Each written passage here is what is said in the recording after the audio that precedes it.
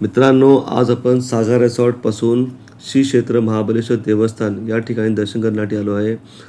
खूप सुंदर प्रवास होता. सागर रिसॉर्टपासून ते श्री क्षेत्र महाबळेश्वर देवस्थान आणि टोटल 9 किलोमीटर आम्ही प्रवास कंप्लीट केला आणि बरोबर प्रवेशद्वाराच्या बाहेर मेघडंबरीमध्ये सिंहासना आरूढ छत्रपती शिवाजी महाराज यांची सुंदर मूर्ती आपल्याला दिसते आणि छत्रपती शिवाजी महाराज आणि श्री क्षेत्र महाबळेश्वर देवस्थान यांचं खूप अतूट नातं आहे आणि पुढे मी तुम्हाला सांगणारच आहे.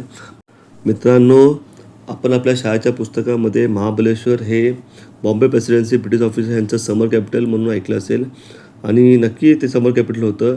आणि महाबळेश्वर मुंबईपासून 250 किलोमीटर अंतरावर आहे आणि पुणेपासून 120 किलोमीटरच्या अंतरावर आहे आणि महाबळेश्वरची जी उंची आहे ती 4,439 फीटवर आहे, म्हणजे 1300 मीटरवर आहे. त्यामुळे हे खूप थंड हवेच्या ठिकाणावर आहे, उंचावर असल्यामुळे. परत महाबळेश्वरमध्ये खूप सुंदर असे सह्याद्रीचे डोंगररांगा आहेत. पावसाळ्यामध्ये तर बघण्यासारखं असतं, सुंदर असे धबधबे, पावसाचे धबधबे दिसतात आपल्याला. आणि समोर आपल्याला श्री नरसिंह मंदिर दिसतं आहे, खूप सुंदर असं मंदिर. ह्याच्या व्यतिरिक्त आपल्याला स्ट्रॉबेरी प्लांटेशन किंवा स्ट्रॉबेरी खायला पण इथे भेटतं. तर महाबळेश्वर फक्त हिल स्टेशन नाही आहे किंवा स्केट्स पॉईंट्स, सनसेट पॉईंट्स इतकंच नाही, तर महाबळेश्वर हे प्राचीन मंदिरासाठी खूप फेमस आहे, खूप प्रसिद्ध आहे. आणि हे जे मंदिर आहे हे शिवकालीन मंदिर पण आहेत आणि यादवकालीन पण मंदिर आहे आणि त्याच्या अजून जुने पण असतील. काही लोक म्हणतात की हे 4,500 वर्षापूर्वीचे मंदिर आहेत. तर असे खूप जुना इतिहास आहे या मंदिराचा, तर नक्की आपण हा जाणून घेतला पाहिजे. तर नक्की तुम्ही इथं भेट दिली पाहिजे. क्षेत्र महाबळेश्वर हे मंदिर आहे महाबळेश्वरमध्ये, खूप सुंदर असं मंदिर. 1665मध्ये असं म्हटलं जातं की छत्रपती शिवाजी महाराज यांनी जिजाऊ आऊसाहेब यांची सुवर्णतुरा केली होती. हे भरपूर जुनं असं हे मंदिर आहे. हेमाडपंथी बांधकामाने बांधलेलं हे मंदिर. सुंदर असं भगवा वरती फडकतोय, खूप सुंदर ठिकाणी आपण आलोय. आता इथे 4 मंदिरे असं सगळे म्हणतात, त्यातलं एक मंदिर आपण आता दर्शन केलेलं आहे.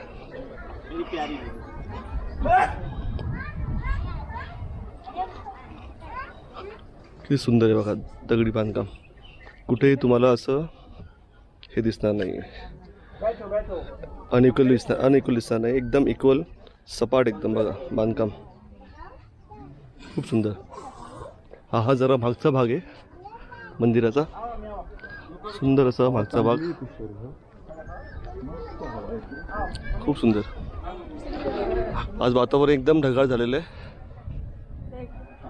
कशाला सुंदर मंदिर आहे, हेमाडपंथी बांधकामाचं मंदिर.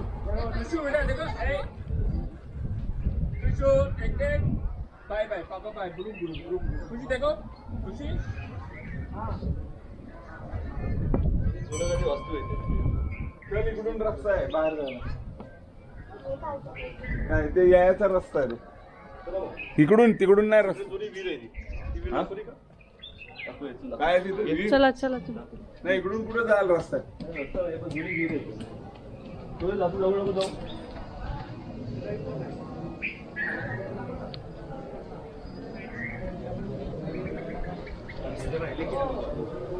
रस्ता आहे का तिकडून?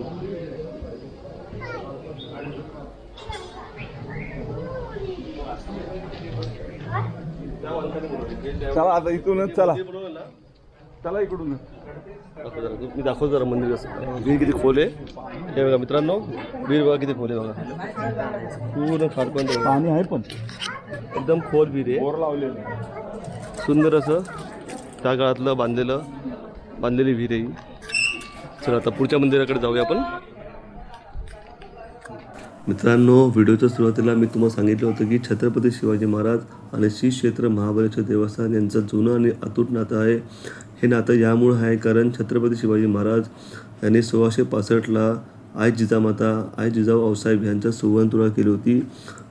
सुवर्णतुरा यासाठी केली होती कारण आई जिजाऊ आऊसाहेब यांनी स्वराज्याची प्रेरणा दिली होती छत्रपती शिवाजी महाराजांना, छत्रपती संभाजी महाराजांना आणि अनेक सरदार आणि मावळ्यांना. आणि ही भूमी श्री क्षेत्र महाबळेश्वर या साऱ्यांच्या पदस्पर्शाने पावन झाली आहे. तर नक्की सगळ्यांनी या ठिकाणी भेट दिली पाहिजे. मित्रांनो, पुढचं मंदिर आहे श्री पंचगंगा मंदिर. हे यादवकालीन मंदिर आहे आणि 13व्या शतकात श्री शिंगणदेव राजा जे यादवकालीन राजे होते त्यांनी हे मंदिर बांधलं आहे.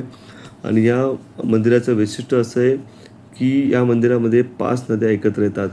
असं आख्यायिका आहेत. असं म्हणतात की 5 नद्या एकत्र येतात आणि ते गाईच्या गोमुखातून बाहेर पडतात.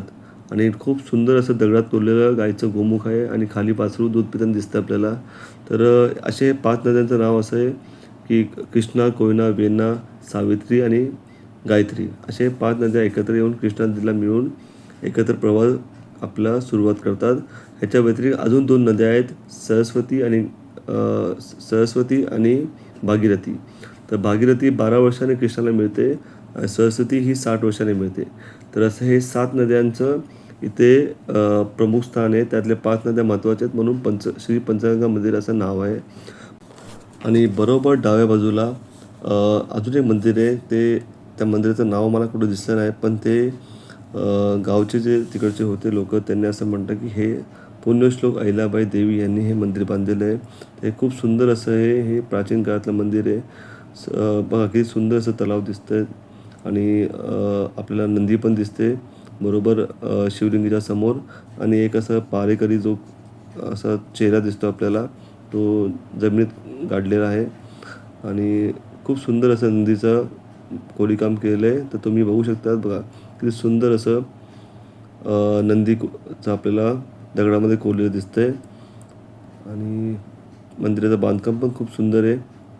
आणि पुण्यश्लोक अहिल्यादेवी यांनी आपल्या भारतामध्ये खूप असे मंदिराचं जीर्णोद्धार केलं आहे किंवा वाचवलं आहेत. त्यामुळे त्यांचं खूप असे उपकार आहेत छत्रपती शिवाजी महाराज यांच्यानंतर. तर नक्की लोकांनी हे लक्षात ठेवावं. आणि आतमध्ये गेल्यावर किती सुंदर असं शिवलिंग दिसतंय बघा. आता या शिवलिंगाचं महत्त्व काय आहे मी तुम्हाला पुढे कृष्णाई मंदिरामध्ये गेल्यावर सांगणारच आहे. कारण असं सेम शिवलिंग आपलं तिकडे दिसेल, पण त्याचं वैशिष्ट्य थोडं वेगळं असणार आहे. शिवलिंगाच्या खाली आपल्याला नागदेवता दिसत आहेत आणि बरोबर शिवलिंगाच्या वरतीही आपल्याला फणा काढलेला नाग दिसतोय. असं सुंदर असं हे शिवलिंग आहे. तर तुम्हाला ही माहिती नक्की आवडली असेल. चला मग आता पुढच्या देवस्थानकडे आपण प्रस्थान करूया. मित्रांनो, तिसरं मंदिर आहे श्री अति बल्लाळेश्वर मंदिर. हे मंदिर खूप महत्त्वाचं पण आहे कारण हे मंदिर शिंगणदेव राजा यादवकालीन राजा यांनी हे बांधलेले 1210मध्ये. तर अति बल्लाळेश्वर मंदिर का महत्त्वाचं आहे कारण महाबळेश्वर आपण गाव किंवा महाबळेश्वर या शहराचं नाव या मंदिरापासून पडलेलं आहे.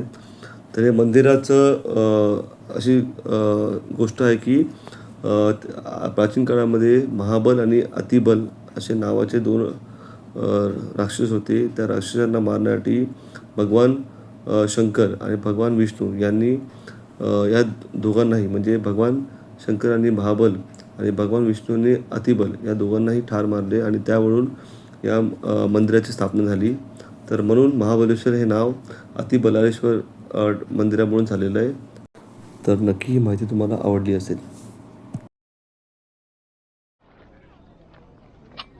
शौर्य हां चला चला कृष्णाई मंदिराकडे चाललो आपण. चला आदिश, शौर्य इकडे बघा, बाबा इकडे बघा, बाबा इकडे बघा, सुवर्ण इकडे बघ. चला चला चला आदिश टर्न टर्न टर्न कर. अरे काय नाही ते विठ्ठू माऊलीचं आपण हे घेतलं, स्टॅच्यू घेतलाय आपल्या मंदिरात ठेवण्यासाठी. किती सुंदर जागा आहे ना.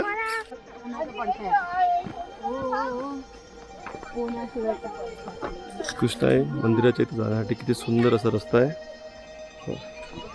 खूप सुंदर सुंदर असं मंदिर.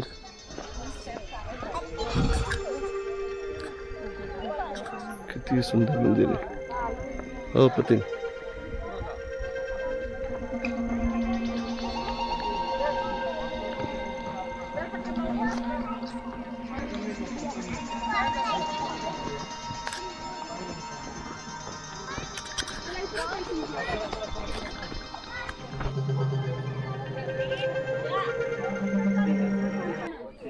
मित्रांनो, अप्रतिम असा हा नजारा किती सुंदर आपल्याला दिसतं बघा. सह्याद्रीच्या पर्वतरांगा कृष्णा नदीवर दिसते आणि त्याच्यावरती धोम बालकवडी जो डॅम जो वाई या ठिकाणी बांधण्यात आलेला आहे. खाली वाई गाव आहे आणि समोर आपल्याला अप्रतिम असं स्थापत्यकलेचं दर्शन घडवणारं कृष्णा मंदिर दिसते आणि याच मंदिरातून कृष्णा रिव्हर उगम पावते. तर नक्की इन्फॉर्मेशन तुम्हाला आवडली असेल. हे कृष्णा मंदिर आहे. खूप जुनं असं हेमाडपंथी बांधकामाने बांधलेलं मंदिर. काळाच्या ओघात हळूहळू ढासळत चाललंय. इथं लक्ष द्यायला पाहिजे आर्किओलॉजिकल डिपार्टमेंटने आणि लोकांनी सुद्धा. खूप सुंदर असं हे मंदिर आहे. इतिहास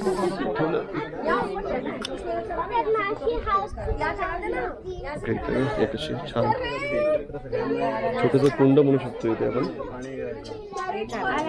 आणि दगडावर नंबर कोरलेले बघा, सुंदर असे दगडावर.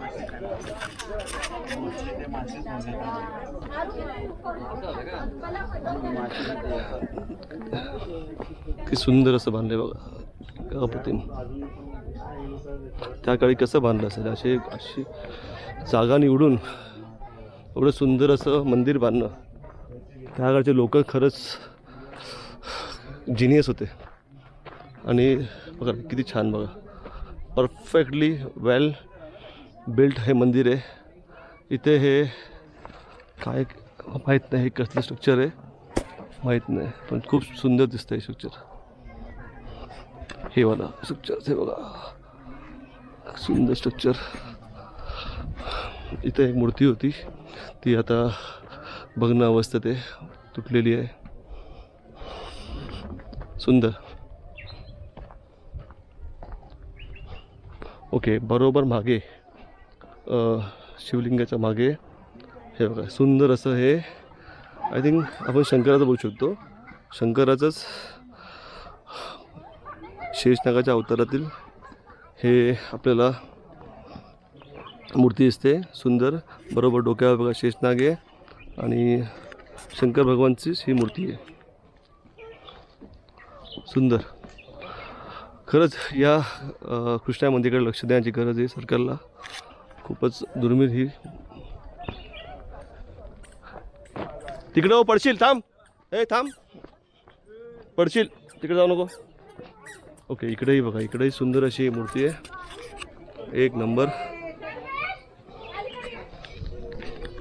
कशा काय असेल रे हे पण असं ते खाली असं आहे, विशेष कळत हे पण आहे. प्रत्येक ठिकाणी असं दिसतंय. चिरा नाही रे, हे पण हे